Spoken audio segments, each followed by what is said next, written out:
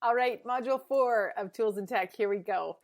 This is the final step. We're going to be looking at how we stack some of our favorite marketing technology tools together and we create a perfect little combo that does its job.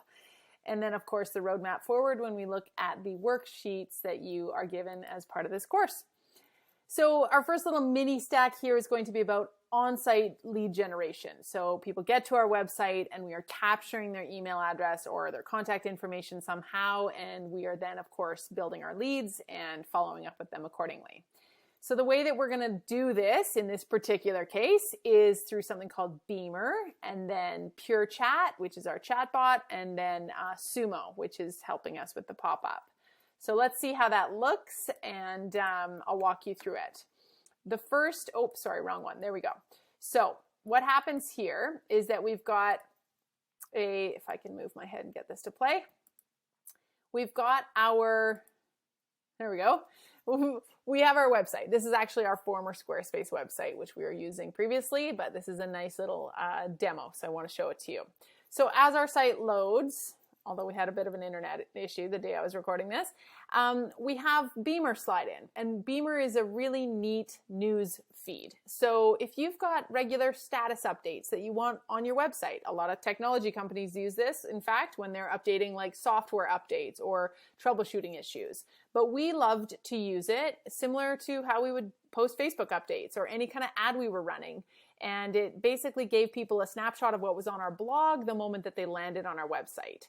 Was it distracting? Maybe, but did it highly convert and get people to click through on those key posts that we were creating about ticket sales or whatnot? Yes. From there, they're going to find our chatbot. So in this case, it was the little button at the bottom, which my face was hiding, that said, how can we help you? And it was, oh, there you go, got questions. And from there, they can fill out their name and email address, give us a little bit of information about what their query is, and we can serve them immediately.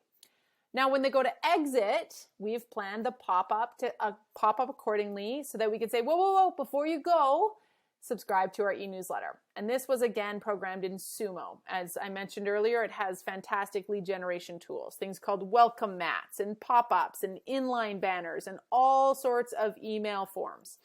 So, of course, the person can fill out their information here. We liked to capture province because at the time when we were running this campaign, we were running conferences across the country and we wanted to tailor and segment our leads according to their province. And we were doing it as well in a different sense with their expertise. So we could classify them as sort of a beginner marketer versus an expert marketer. But in this case, we wanted to ensure that we were giving them the type of content that was relevant for their locality.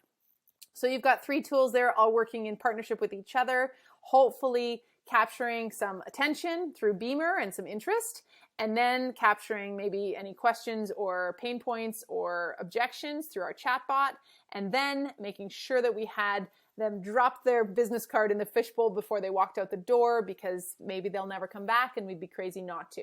If pop-ups are done well, and in some case they have a lead magnet or they have a velvet rope offer, as I mentioned earlier, is another type of website enticement where you get a coupon or a discount or some kind of, enticing offer, people are more likely not only to subscribe, but to not find it annoying. You've got to show that you're planning or creating value in your pop-up. And there's a catch-22 because they can certainly be annoying, but if done well and done right, and they're smart pop-ups or they're smart website forms, meaning they already know if you're on that list or not. So Sumo in this case was connected to Infusionsoft, our CRM. It knew if a person was already subscribed and thus it wouldn't show it to them. Super smart. Beyond that, it also recognized the IP address and would only show it to someone if they hadn't seen it in the last 60 days. So before you go throwing up a bunch of pop-ups and lead generation tools and forms, do your homework as to see how you can make them the least annoying and the most effective as possible. Next up, we're going to look at the scheduling and automation mini stack. So we've got our content, we've created it in a way that we feel really good about. It's that quality over quantity. And now we need to make sure that it gets published accordingly. So we're going to be using here Trello or Asana, then Planoly and Content Studio. Remember, Planoly we love for our Instagram scheduling and Content Studio for everything else. Trello or Asana, take it one or the other. They both function very similarly, and that is where we are going to plan our project in advance. So in this case, we use Asana and Trello now as our content planning tool as well. So we create a project in Asana that's not just like, project launching or big campaigns. It's also our content repository and plan.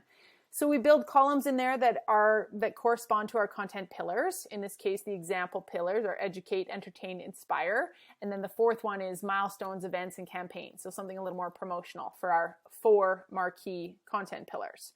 So we use this as our idea dump. Anytime something comes to us, we would put something in there, just like you saw with those cards in Trello, same idea. And then we move that idea or that topic into the right column. And of course, from there, we can add more information to it. We can categorize it as a specific post. We can assign it to someone, and we can date it. So we can see it in calendar view and really now have a very kind of all-encompassing view of that particular piece of calendar or of content and where it's going to fit.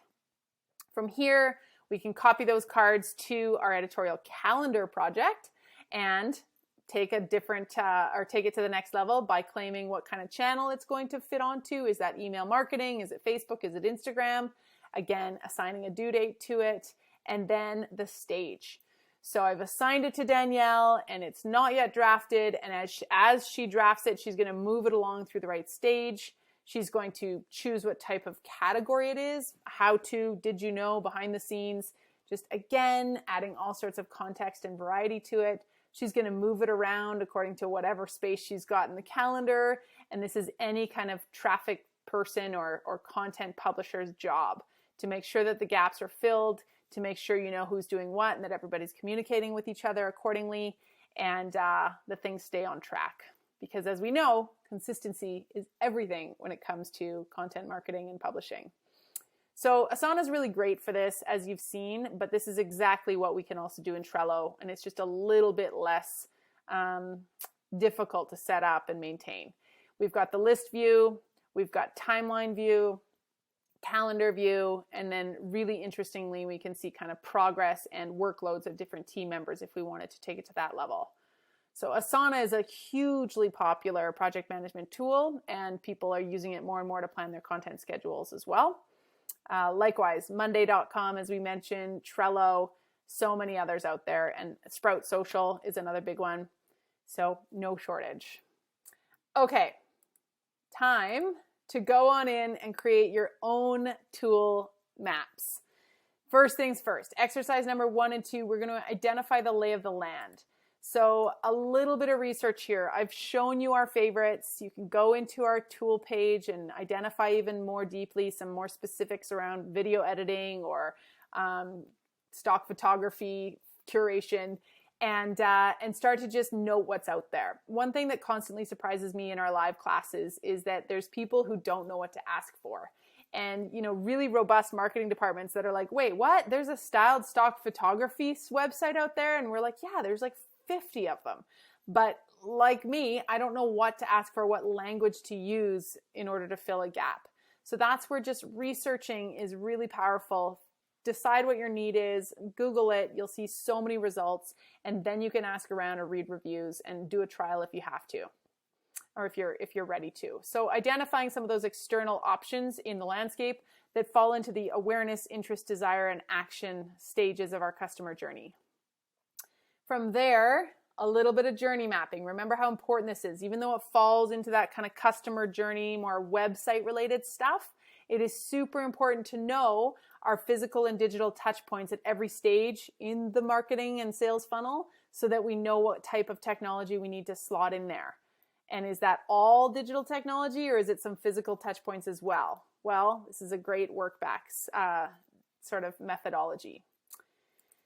Exercise number 3. Now we're getting a little bit more rubber meets the road. So what are the external systems and software requirements of your business, big or small, at each of those stages? What is your main objective, for example, at stage 1 awareness? And then the experience makers. So what's working right here? What are people loving? How easily you're found online? Those video ads you're running?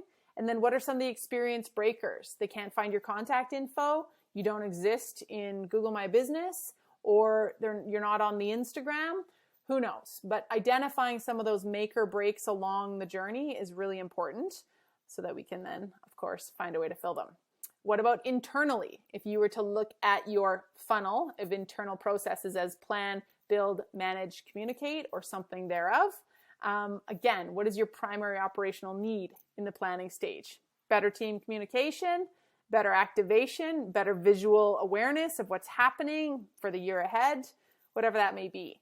So some of the software that you might, or systems or tools that might be working for you at each stage, and then what you need is a tool that would do what? How do you describe that? How do you fill the need? So just really kind of auditing here the internal and external requirements. And then finally, just the last two, let's throw it down. For maximum sanity, efficiency, creativity, and progress, what would be your ideal tech stack? We've given you 10 or 9 categories there that we covered today. Photo and video, social scheduling, customer relationship management, and do you have an A and a B choice there? And hopefully it's, you don't need something in all 10 categories, but if you do, I hope that you can find something that really works well for you. Which would bring us to the very final assignment or exercise here in Tools and Tech, which is your top tools. So the ones that you're really going to double down on and invest in. And the reason we've narrowed it down to 4 categories now is because having 4 tools instead of 20 is awesome if you can swing it. And don't forget about the baseline tools like Google Business Suite, for example, which is where you're going to have your email, your calendar, your Drive, and just sort of the fundamental systems of your business. And then, of course, the additional more specific ones from there. I wish you so much luck in your tools and technology activation. Just remember to maximize the features of those that you are using. Learn them well. Make sure your team knows how to use them well so that you're not frustrated by it and starting over and wasting time and money on the way. Watch the onboarding videos, subscribe to their e-newsletters because they are telling you constantly what new updates they're making and how to use those tools. Don't ignore those. And then, of course, attend any kind of live webinars or activation or onboarding sessions that they're running. Get your house in order. First things first. Get your files and photos and folders organized so that you can really implement these tools and technology systems as they're designed to be used. And there's no confusion or, where do I find this? How do I make videos if I don't know where all the footage is, for example? And then, of course, simplify, simplify, simplify. A simple stack, leverage to the max is where it's at. I hope to see you in another lab. If you want to follow up with scheduling and automation right after this, that's 360 series number 205. We're really excited about that one, and it can hopefully really take things to the next level with this fat new tool stack you've got. That would be fat with a PH, by the way. Thank you for being here. I wish you so much luck, and I'll see you again soon.